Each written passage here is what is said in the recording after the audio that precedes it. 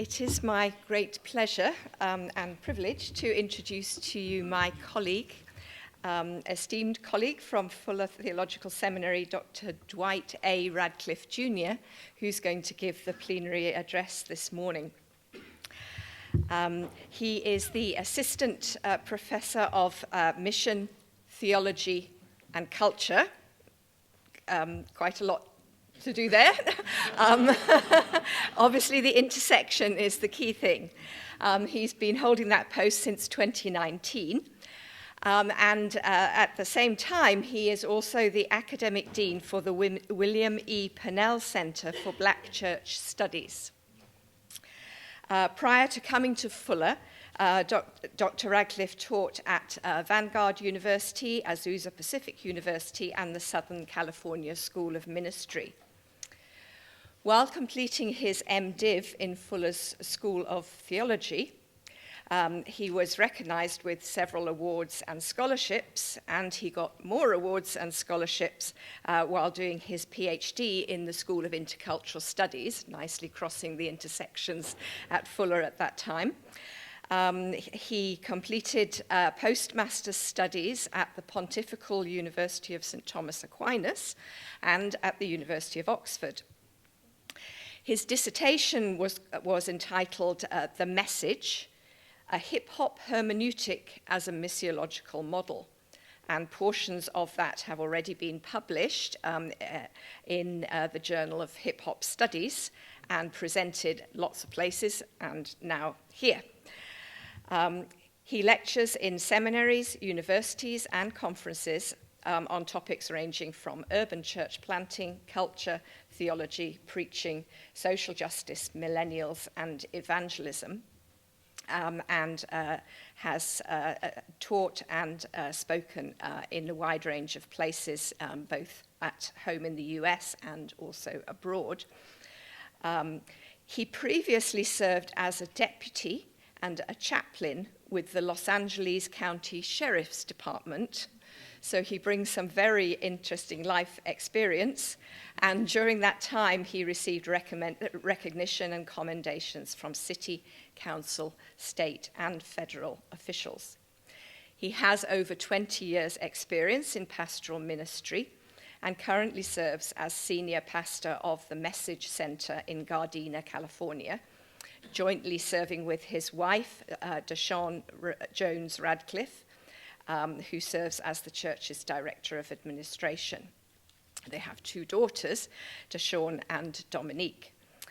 If I might add a personal note to that formal introduction, I find Dwight to be a delightful colleague who always brightens up the room whenever he walks in, has a wonderful sense of humor, is always constructive, and is a born leader. He already has responsibilities at Fuller. I'm sure he will hold more if somebody else doesn't snap him up first. So I hand over to Dwight, to Dr. Radcliff, to lead us and speak to us this morning.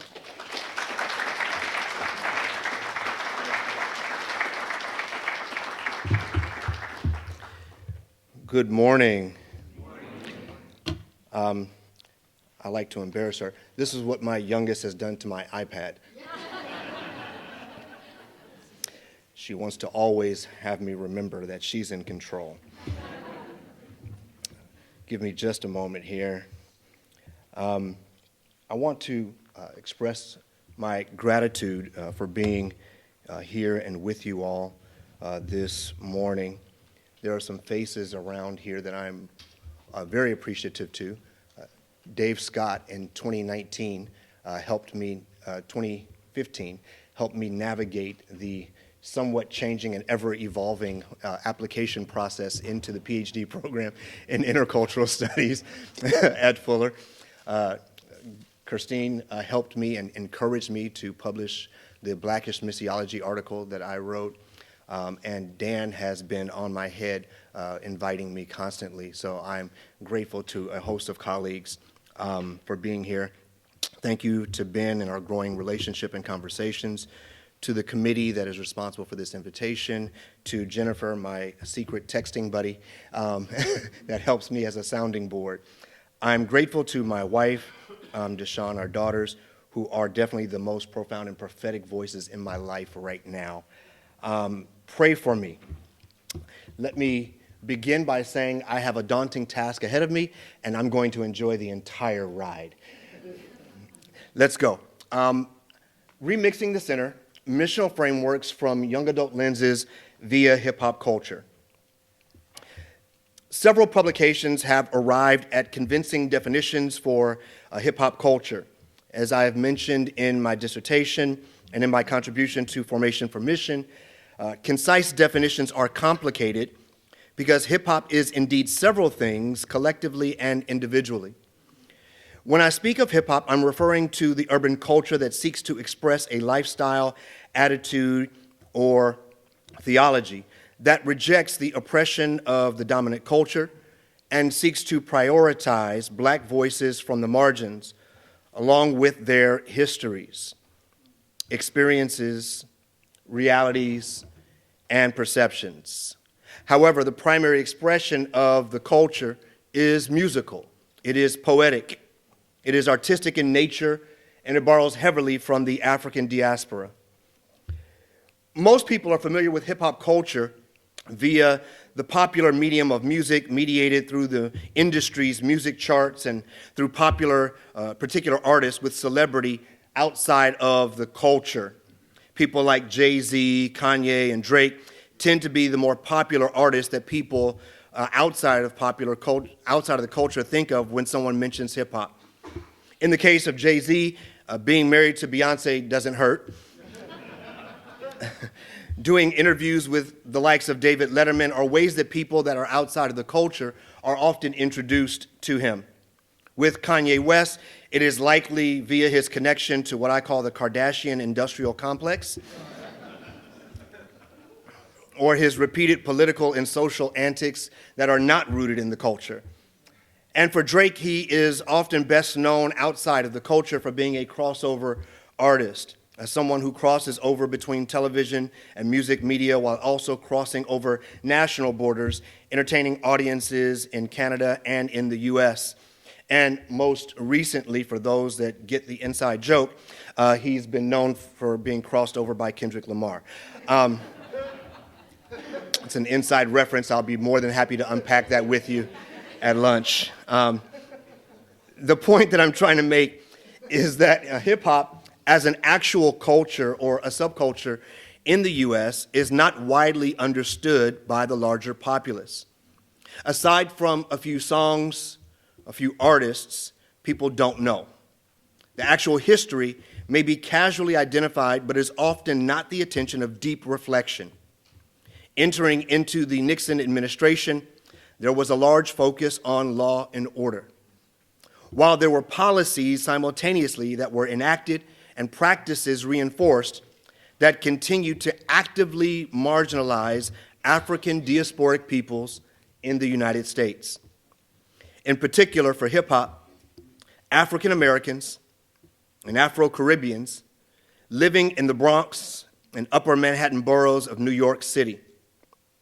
Political maneuvering, civil unrest, civic redlining, slumlord practices, and insurance scams for burning buildings often left those regions similar in appearance to modern-day Gaza, Sudan, or Ukraine. And in true U.S. ideological fashion, there was more domestic empathy for communities in Vietnam than in Washington Heights. Burned and bombed out buildings became play areas for children in their formative years. Violence and brutality from militarized police units were the order of the day. Many people living in these communities experienced the reality of the American project from which they were excluded and perhaps by which they were hated. Hip-hop culture became, in many aspects, the escape from the violence and trauma of being hunted and shunned. The culture, with all of its major components, DJing, emceeing, graffiti, dance, clothing style, street entrepreneurialism was the space that unleashed the creativity, centered the humanity, and revived the vitality that was otherwise bottled up and forgotten. Most of the architects of the burgeoning cultural force were teens and young adults. I'll say that again. Most of the architects of hip-hop culture were teens and young adults. These youth invented concepts and technologies that are still in use today. Connected turntables, the art of scratching, dance styles, and forms of art that are prevalent across the globe now. This movement was led by young adults who saw no hope in the larger institutions, including the church, and thus created their own way out of no way. Their actions and creativity would eventually have the entire world take notice. However, that was not the intent. The intent was to be seen by each other. The intent was to celebrate the cultural elements and the creativity as a marginalized body exempt from full and equal social participation. Deep reflection on this aspect of hip-hop is not as bountiful as other reflections and perspectives. Yet I hope that this area is fruitful in particular ways. In my dissertation, I identified a missiological hermeneutic that describes a particular way of reading Scripture, interpreting Scripture, and preaching Scripture for those formed in hip-hop culture. The foundation for that research was also laid out in an article I published called Hip-Hop Hermeneutics, How the Culture Influences Preachers. In the chapter in Formation and Mission, I make the argument for hip-hop as a prophetic voice and as a culture deserving missiological attention. I also recap the components of the hermeneutic in the dissertation. For today, it is the central argument of this paper that hip-hop culture can offer a methodology for centering young adult experiential and ideological realities for mission. This paper will first identify three key concepts for understanding some of the activity within hip-hop culture, highlighting the agency of young adults. Second, the paper will discuss three important trends within the culture. After this, I will return to the pivotal question: how do we sample, remix, or recreate mission? I will then briefly describe some of the current realities before attempting to demonstrate further, using these trends, why these particular frameworks could prove helpful. Pray my strength in the Lord. The key concepts. Before I can elaborate on this thesis, we've got to construct a brief shared lexicon from which we can interact with one another. And for the sake of those who are unfamiliar with some of the inner workings of hip-hop culture, I'd like to introduce and define two elements of hip-hop culture and tie them into this process of poiesis, similar to what J. Cameron Carter has done with the blues. When we talk about sampling, what we are saying is that sampling is a process in music where an artist takes an already published song, usually a very popular one, and borrows parts of the pre-existing song to create a new song. They take the melody or the breakdown section of the song or the chorus and use that in the creation of a brand new song. Many of us have heard a new song that has borrowed old melodies. We've heard that before. We call it sampling. I want to note, though, that music in the genesis of hip-hop culture was not about actually creating new songs, per se. Rather, the practice was to take from popular disco, funk, and Caribbean music the break section of the song, the section where the lyrics dropped out, where most of the fancy instruments dropped out, and the goal of the DJ was to find that break section of the song and to stretch that section out to allow people to dance and enjoy that part of the song without having to listen to the entire song to get there. It became an engineering marvel of skipping past all the introductory material, getting to the good part, and extending that part. So, this extended break beat allowed people to dance and to enjoy that particular segment of the song. DJs mastered the ability of finding songs and albums and beats that their audiences would enjoy. Now, this necessarily required DJs to spend hours listening to all kinds of music, making them what I would call walking chord catalogs, audio archives.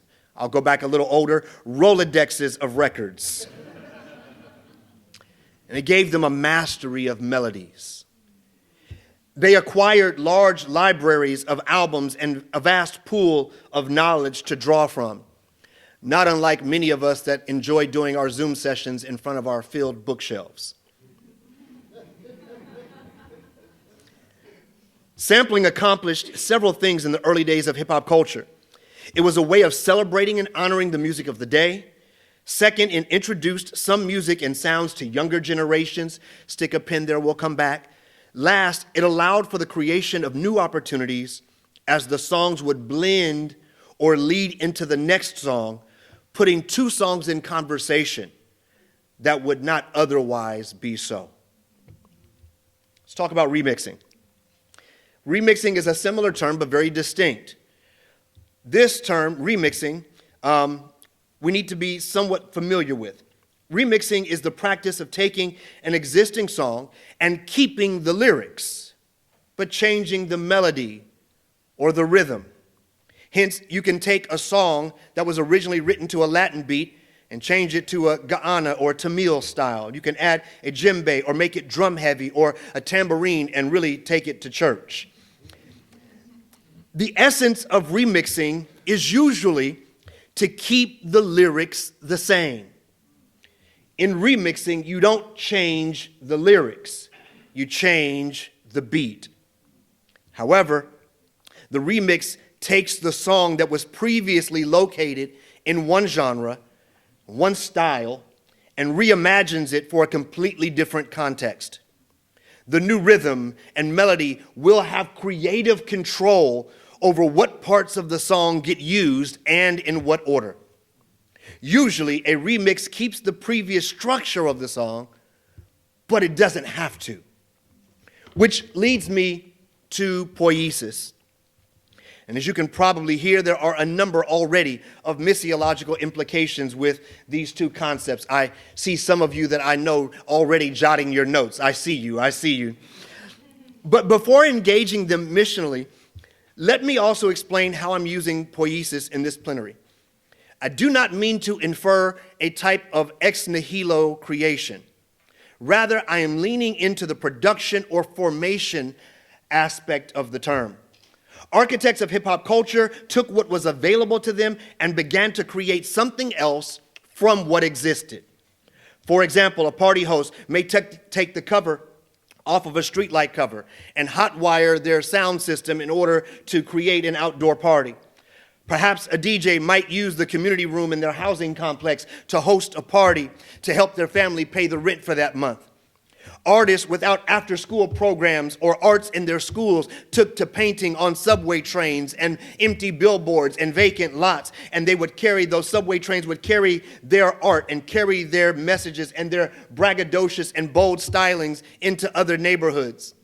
While I sincerely doubt that any of the architects would describe their actions in the language of this time, many of them saw their acts as reappropriation and validations of their own imago Dei in the face of systems and groups that made no allowance for them nor their human dignity. Amidst a war zone, these individuals brought life, joy, hope, and beautiful expression to their communities. And again, this was done almost exclusively by young adults. It is my contention that sampling, remixing, and poiesis were important parts of how hip-hop culture developed. Please keep those in mind. We'll come back to these in just a moment, as they will provide the how and the what for what this paper is proposing. For now, let me turn our attention to a couple of trends. There are literally thousands of aspects of hip-hop culture, trends in hip-hop culture that could be discussed with some sort of missional or missiological implication. There are three, however, that seem to be most appropriate for the contemporary missiological conversations and for the theme presented to us this year. First is the boom of women MCs. Second is this cyclical return or boost in what is called socially conscious rap. And third is the shared experience of marginalization. Each of these are key, but brevity is important. In 1975, the U.S. Congress, there were only 19 elected women to the available 435 positions. I'll let that marinate. 19 women elected to an available 435 positions. I don't have a single degree in math, but that's less than 4.5%. During the same time period in hip-hop culture, women were driving forces. Now, I don't want to attempt a revisionist history of the culture or try to paint an egalitarian society. Hip-hop culture has always been, much like the U.S. Congress, a boys' club. However, women were respected as MCs, as artists, dancers, and even as DJs, although much more sparingly in that last category. But the role of women in early hip-hop culture can be seen through people like Sylvia Robinson, who, for better or for worse, brought hip-hop to the music recording industry, helping to produce the first hip-hop album.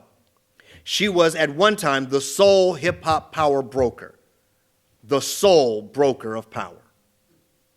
And decades before Beyonce was asking who runs the world, women like Shay Rock, Roxanne Shante, Wendy Clark, Salt and Pepper, MC Lyte, and others were neighborhood and industry sheroes. Throughout the more than 50 years of hip-hop, there has never been an era, never been a decade, never been a generation where women's voices have not been prevalent and prominent and sometimes dominant. This does not mean that hip-hop has always been a safe space for women. Misogyny, abuse, and hypersexuality continue to abound. It does mean, though, that there has always been space for the various representation of women's perspectives. There have always been voices of women that ranged from extreme respectability politics to overt ownerships of all aspects of women's sexuality. Joan Morgan's When Chicken Heads Come Home to Roost is an iconic piece on hip-hop feminism that covers this better than I could. Hip-hop culture is a safe space for all of these voices to be present and to be heard, even when they are at odds. And at its core, hip-hop centers marginalized black voices and the voice of the black woman specifically, and the woman of color broadly. Yet women have always found and created space in hip-hop in every generation. The second trend involves what is known as socially conscious rap. Given the particularities of the socio-political realities of hip-hop, much of the verbalized and visualized art forms, lyrics and paintings, they call out injustice and oppression. This was happening regularly within the culture in the days of its inception. Once it is introduced to the industry, however, label executives made decisions to only produce certain kinds of hip-hop. No way would an executive produce things that called their own lifestyles and worldviews into question. This resulted in a major schism, not unlike 1054, where many believed that the thank you. I was waiting for somebody. Where many believed that the hip-hop industry was a capitalist appropriation, and that hip-hop culture happening in the communities was true hip-hop. The latter of these contained artists that were speaking out against war, against abuse, against social conditions. Their opportunities to receive recording deals and take their messages mainstream were limited by an industry that did not want to pay artists to critique the very systems from which they were profiting. So these artists are soon labeled as socially conscious. and there were active attempts to sideline them from the hip-hop industry. However, every generation sees a resurgence of this kind of prophetic lament against systems and ideologies that deny the full humanity of others. In the first generation, we had Grandmaster Flash and the Furious Five and their song, The Message. Broken glass everywhere. People pissing on the stairs. You know, they just don't care. I can't take the smell. Can't take the noise. Got no money to move out. I guess I got no choice. Rats in the front room. Roaches in the back. Junkies in the alley with a baseball bat. I tried to get away, but I couldn't get far because a man with a tow truck repossessed my car. Don't push me because I'm close to the edge. I'm trying not to lose my head. It's like a jungle sometimes. It makes me wonder how I keep from going under. Fast forward to 1990. Public Enemy said, I dialed 911, emergency services number, a long time ago. Don't you see how late they're reacting? They only come, and they come when they want to. So get the morgue truck and embalm the goner. If your life is on the line, then you're dead today. Latecomers with the late-coming stretcher. That's a body bag in disguise, y'all. I bet you. I call them body snatchers because they come to fetch you with an autopsy ambulance just to dissect you. So get up, get down. 911 is a joke in your town. Fast forward another 10 years to Lauryn Hill's Mystery of Iniquity, where she prophetically speaks about the court proceedings. This was 2002, not 2024. Into the Dragon, Black Robe, Crooked Balance, souls bought and sold and paroled for 30 talents. Court reporter, catch the circus on the paper, file it in the system, not acknowledged by the maker. Swearing by the Bible, blatantly blasphemous, publicly perpetrating that in God we trust.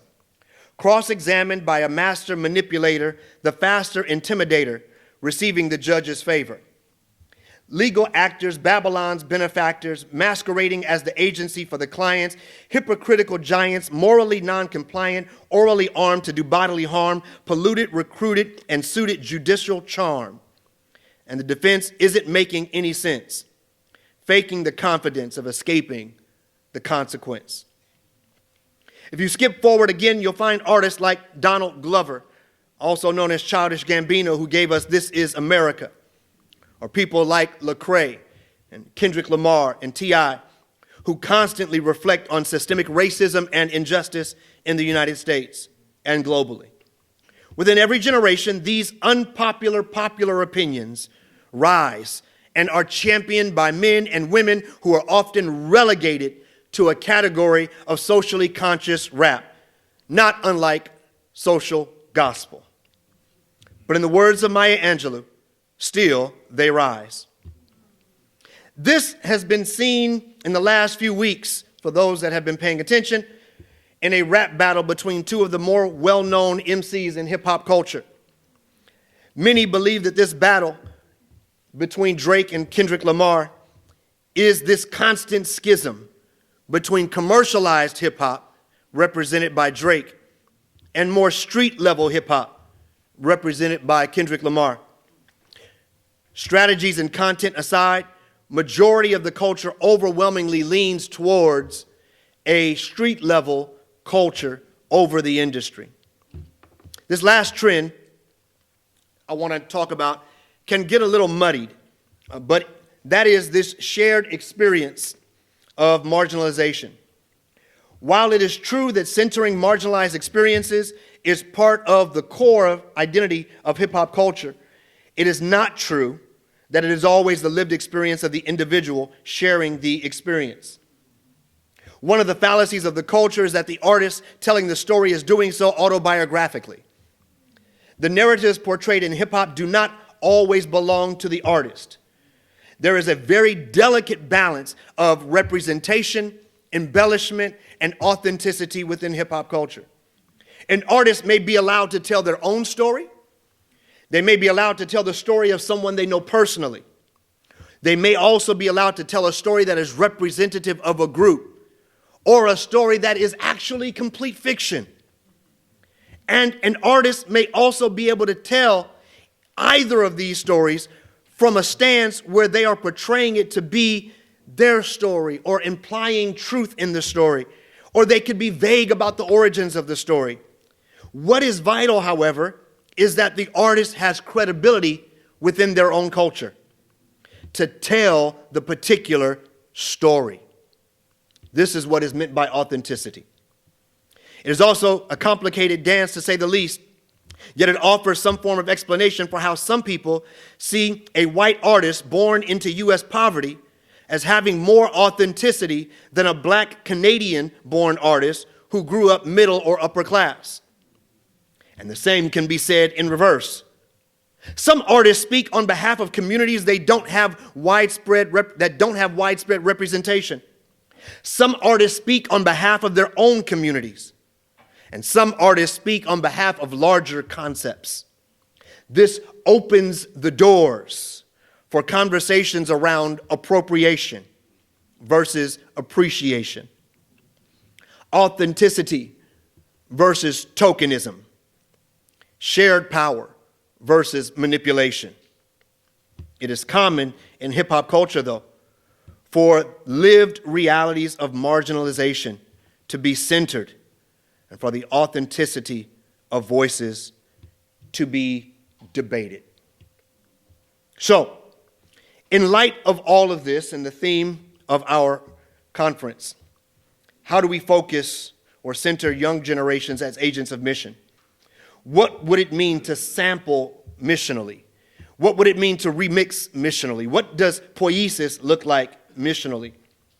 To sample in the context of mission would mean that we begin to listen afresh to the entire corpus of mission thinking and practice, not just what we have deemed to be the classics. It means that we must also become familiar with the trends and demands in the culture, not for the sake of appeasing, but for the sake of appeal. There is a difference. It means that we must invent new equipment and utilize new technologies in order to extend the missional segments of the breakbeats that invite all people, particularly youth and young adults, to enjoy and experience the practices of mission and the engagement with the Missio Dei. When we sample missionally, we invite young adults to participate in the play of mission, the dance of mission, and the creativity of mission. As long as mission remains the dictates of institutions, newer generations will likely see mission as the institution as synonymous and harmful. I'll say more to this in a moment, but we've got to acknowledge that sampling allows us to take parts of our own tradition and present them to youth. In doing so, we invite them to hear our jams, our favorites, our classics in new and exciting ways. More importantly, though, we invite them also to participate in the sampling, to take parts of their traditions, to take parts of their experiences that speak life to their generation. This is somewhat counterintuitive for many of us that have been indoctrinated into theological and missiological products of enlightenment that compel us to lean into the most contentious and argumentative parts of our faith. In a divisive world, our impulse is likely also counterproductive to the good news. Remixing is the key for those of us who have had more traditional stake in the concept of orthodoxy. It means taking core truths of the gospel and allowing them to be set to new rhythms, to new melodies, to new experiences. Some may argue that this work is simply translation or adaptation or contextualization. While I'd love to go down this missiological rabbit hole myself, that response is exactly part of the issue at hand. The proper terminology for the process is less vital than the invitation to be part of the process. We have to relinquish some measure of control. One of the things that made radio disc jockeys and music aficionados abhor hip-hop culture was the fact that they handled albums. Albums were considered sacred. There's at least one or two audiophiles somewhere in this room. Albums were considered sacred. Is there a Calvinist in the room? They were considered sacred. Pentecost. They were the sacred cow of their group.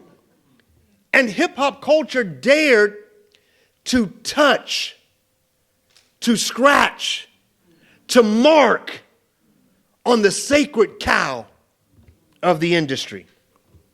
It was sacrilegious. But in physically handling the record, the DJ was able to achieve something new, appealing, and inviting. Which brings me to poiesis. Both sampling and remixing are invitations to imagine, to create.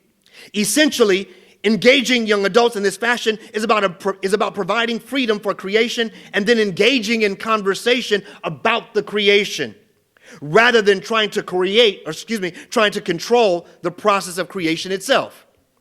These missional creations will be different than the practices of previous generations, and thank God.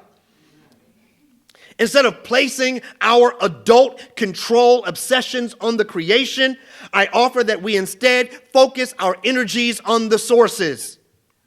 By providing the crates of records instead of controlling what is listened to, we help to influence the outcomes in ways that can be healthy and less restrictive. How does this play out in real time and in real space? Instead of putting together an overseas mission trip or to a particular destination or do a particular thing because this is what the church or the denomination has always done, maybe we could teach about Jesus meeting the needs of people he came into contact with, and then invite young adults to brainstorm about the needs in their own communities, near and far. Take it a step further and ask, how would they like to respond to those needs in ways that honor God and model Jesus? This simple act provides the source material of the Gospels and invites young adults to handle the biblical records. They get to find the spot where the rhythm speaks to them. And as they listen to the track, they get to decide what beat, what rhythm, what method, what practice would be great for this section. They get to create mission that is meaningful. In research done through our center, the Pinnell Center for Black Church Studies, and through others, we asked young adults to imagine what theological education should be for their generation and what they hope for the church. And that project, African American respondents under 40 responded that they wanted an experience of theological education that took seriously issues of diversity and issues of justice. They said that when it came to the church, they reported that the largest disconnect for them was between what the real needs of the community were and what the activity of the church was. In these cases, the creative control, the poiesis, laid solely with the older generations. There was no room for sampling, remixing, or poiesis. All they were required to do as young adults was to replay the same sermons, the same evangelism models that the previous generation had already sanctioned. Borrowing these suggested tools from hip-hop culture would allow that gap to be bridged for young adults and would invite participation beyond specific labor needs in our congregation. The lived narratives expressed throughout the creative process of young adults in hip-hop culture has spread globally. So how too might the contagion of the gospel be shared and be incarnated afresh? Let me move towards a closing here by inserting a big theme. They told me you should never do that. Let's discuss just for a moment that we tend to talk about our society in certain ways. I know, it's okay, you'll understand it later. Siri will get it later. Now, serious talk. Yeah. I know, just relax. There's a few contemporary realities that we've got to talk about really quick. Some have argued that we are in a post-colonial era. I'd like to offer an alternative expression, and I'm asking for grace from my sisters in the room, those that might be viewing this online, and for the attention of brothers online and in the room. My wife is teaching me many things as we journey through this stage of life together, and as I journey with her more accurately. I was aware of menopause, and I was aware of post-menopause, but my wife is educating me on a stage known as perimenopause. This stage is immediately prior to the actual cessation of the menstrual cycle. It is that period just before menopause is official. Perimenopause, listen, has its own set of symptoms, its own set of characteristics. Many of them are connected to symptoms of a menstrual cycle, and some are unique to this stage but tied to the cycle. Perimenopause does not officially cease until a woman has gone 12 months without a cycle or symptoms of a cycle. Postmenopause, then, refers to the stage after cycles have completely ceased and all rhythms have completely ceased. Some physicians would add that the cycle and the person's normal physiological responses to the cycle must be completed. I want to argue, my sisters and my brothers, that we are not in a post-colonial world.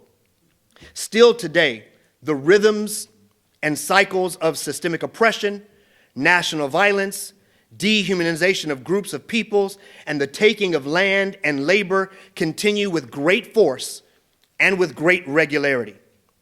I submit to you that while the most visible and widespread colonial activity may have ceased, that we are not post-colonial. Yes, the traditional colonial powers have ceded most of their colonies, but the embodied trauma and continuation of colonial governing and being has not ceased. So my sisters and my brothers, I'd like to offer that perhaps we are peri-colonial. We're still dealing with the global existential realities of colonialism. Sudan, Ukraine, Gaza, the U.S. border, and the list goes on. We are still seeing colonial patterns of land grabbing by force, genocide, and brutality in the name of a superior group who claims ownership of a land that they did not create, nor did they originally inhabit. Peri-colonial, no doubt. Until we have gone through a generation where the stubborn demon of colonialism has been exorcised, not exorcised, exorcised, to the point that the rhythms and remnants are powerless, we cannot, in good conscience and in full meaning, call our era post-colonial. We are yet too close to be able to see it in the rearview mirror. Within this peri-colonial dispensation we are seeing, nonetheless, there are some paradigmatic shifts. Here in the U.S., we are seeing a distinct decline in young adult engagement in the church and in mission. Some of the research done by the Pew Research and the Pennell Center and in books like Black Millennials by Jacqueline Darby demonstrate several factors for disengagement, specifically within the broad context of African American millennials. Although Black American Christians are still more active than the overall U.S. population, many young adults in the demographics are looking for churches that are inspiring and influential and that take justice seriously. Not to be overlooked is that younger Christians are also statistically more open to alternative views on gender and human sexuality than their institutions and previous generations. The decline being documented among our younger generations has much to do with seeing older institutions as out of touch and harmful. Data does suggest, however, that African immigrants in the U.S. are more supportive of traditional churches and institutions. Amidst decline in particular demographics and particular geographic areas, we must acknowledge that Pentecostalism is growing globally. We also must acknowledge, however, that Pentecostalism in the past, especially here in the U.S. and abroad, has not done a sufficient job of addressing justice and human dignity. In the U.S., the racialized motives of the Assemblies of God. Globally, white Pentecostals and black Pentecostals in places like South Africa have demonstrated their obliviousness to social justice. Summarily, there is a marked decline in the engagement of younger generations in our churches and in our denominations. Churches and mission may have been previously seen as out of touch, and that sentiment is increasing. In this peri-colonial era, we must take justice and the gospel seriously. We must respond to the felt needs of our communities. We must be able to remix and to recreate and to sample, which is, for me, where the trends in hip-hop culture come in. The trends mentioned earlier in this paper are key. They demonstrate that hip-hop culture has a proven track record of responding to the very things young adults are reporting that the church is missing. Todd Boyd and others have written about how hip-hop culture in the late 70s and into the 90s took over this prophetic mantle in the African-American community. And as a result of the migratory movement of ethnic groups in the nation, financial systems of oppression and civic systems of restrictions in churches, and the members of the African-American community began to move out. In this post-civil rights era, churches spoke less and hip-hop spoke more. Hip-hop culture met a need for inner-city youth and young adults, so much so that for some it was religion. For some, it was their savior. It offered visibility and voice to many who felt invisible and muted. It may not have immediately changed a single circumstance, but it validated the humanity of many. This is part of the global appeal of hip-hop. It's why you'll find hip-hop artists on every continent and in nearly every nation. It resonates with those who, Howard Thurman said, have their backs against the wall. I would argue that we need mission that will make space for voices and leadership of women. I would argue that we need to make space for voices and leadership of women. I would argue that we need to make space for voices and leadership of women. Last time, I would argue that we need to make space for voices and leadership of women. Even the discomfort in the room earlier when I mentioned perimenopausal is indicative of the ways in which male normative expectations of academic presentations go. God forbid that a process natural for, centered in, and important to women be the analogous center for missiological discussion. I would argue that we need to speak to and respond to social realities of the day, whether they be issues of human sexuality or human trafficking. I would argue that we need to hear the experiences of those on the margins. Fuller's new president, Dr. Goatley, preached a message about the parable of the Samaritan. And in that parable, the title of his sermon was Aim for the Ditch. That too many of us are aiming for life in the temple or going home, and we are not aiming for the ditch. In conclusion, I offer hip-hop culture, specifically the concepts set and trends set forth in this paper, not as a novelty, but as a deep consideration. Colonialism is not in the rear view, or at least not as far in the rear view as we may suppose. Numerous lived experiences today require a robust examination of what the good news of Jesus Christ may say to them in ways and rhythms that are meaningful to them. Hip-hop culture provides scaffolding for addressing painful realities of oppression and marginalization in complicated spaces and complex systems. Hip-hop culture reminds us to center the voices of young adults and allow them to participate in mission via poiesis, sampling, and remixing. Hip-hop culture comes preloaded with impulses to hear the voices of women, to speak to social realities, and to share experiences of marginalization. Perhaps the words of a young man in Gaza named MC Abdul can say it better. They want to occupy this land. Won't let them occupy my mind. I stay occupied inside as I write about my life, because my only mission is to make people listen. Thank you.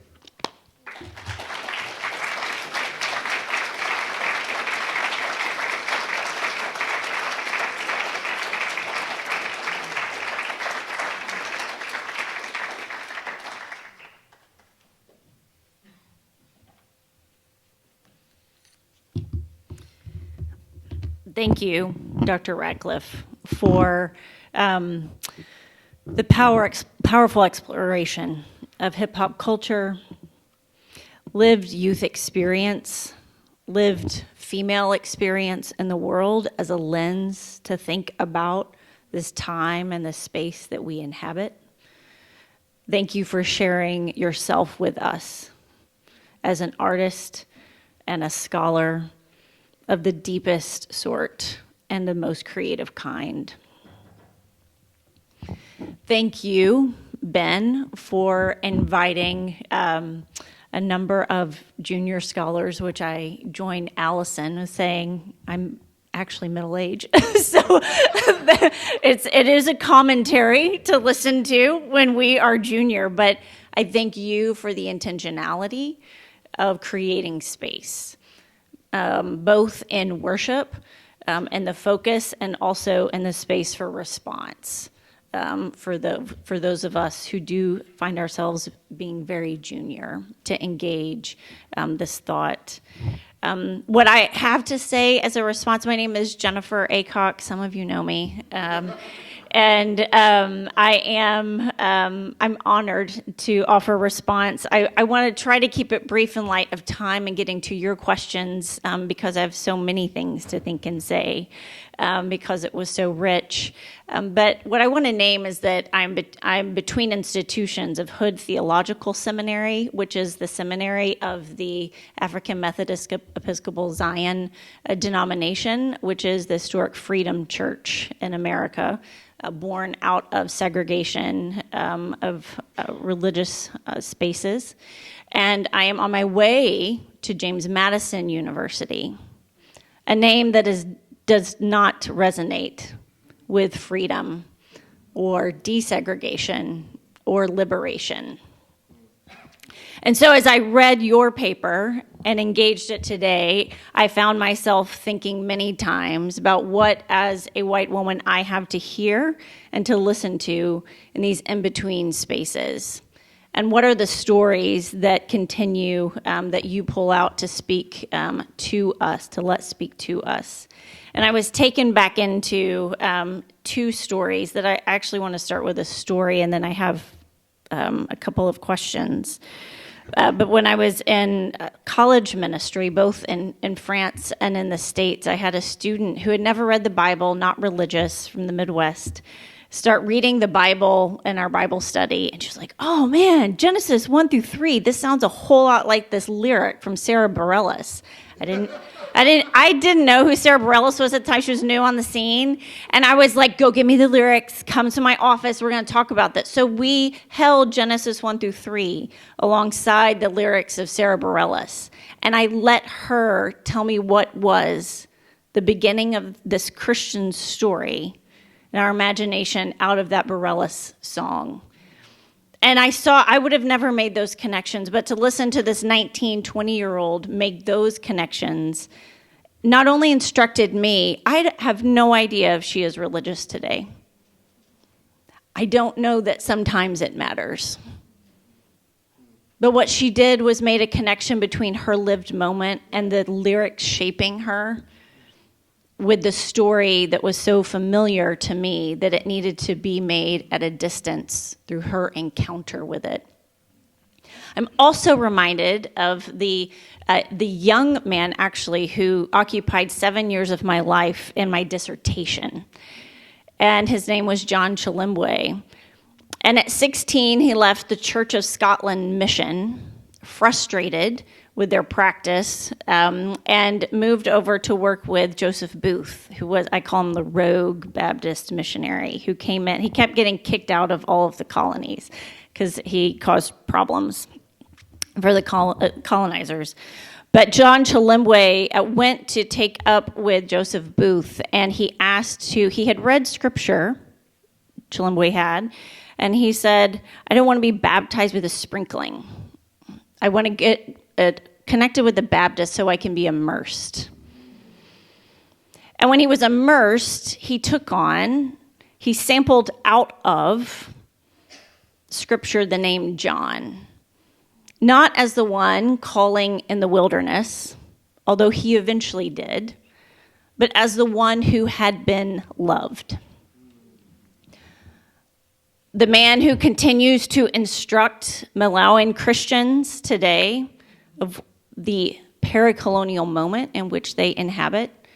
The man who continues to speak out of the past about liberation and remind the churches that they have a duty and obligation to resist the powers that are oppressive, saw himself in the midst of being colonized, in the midst of land being taken, as the son of a slave owner and a mother who was incorporated into the kin group as a slave, as beloved at 16, sampling, and eventually over time, remixing to create a new rhythm in this colonial space.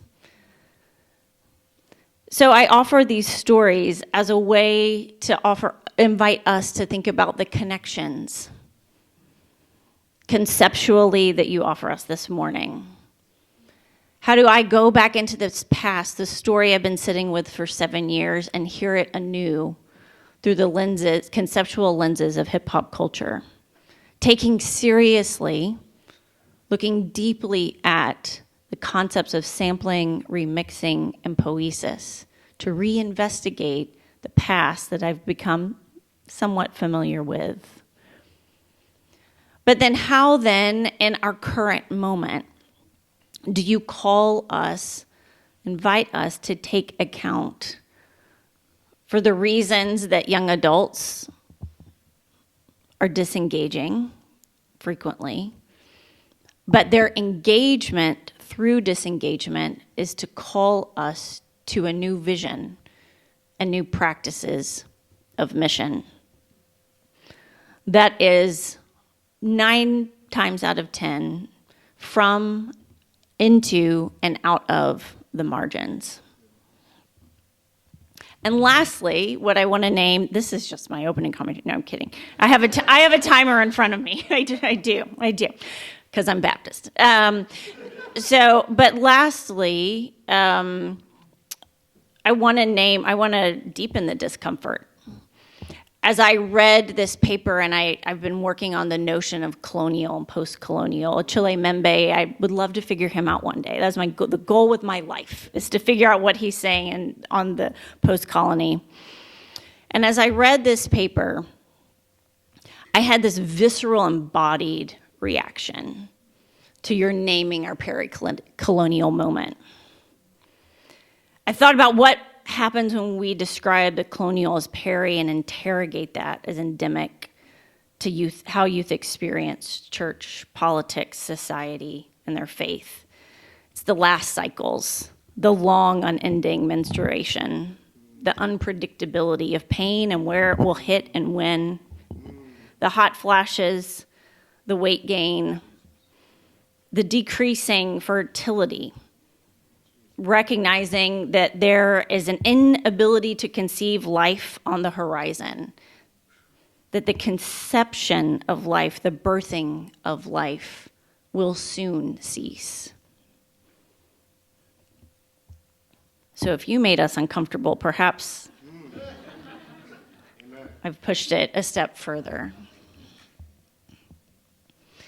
And that both the site of hip-hop culture, site of hip-hop culture youth experience and women's experience were drawn so powerfully together in this plenary. And I want us to sit with this last gasp of the colonial as the United States, North American context of mission in which so many youth and young adults live and make their lives, want to flourish, see a world, a larger Christ, and want to be caught up in that. And the ways in which our systems and institutions, our laws, our growing lack of civil rights prevent a larger Christ from being realized in our world. In your paper, you mentioned sampling in the context of mission as an invitation to listen afresh to the entire corpus of mission thinking and practice, not just the classics. In your Blackish missiology article, I preach this article everywhere. So if you haven't read it, download it immediately. It is posted in Hoover. You get points.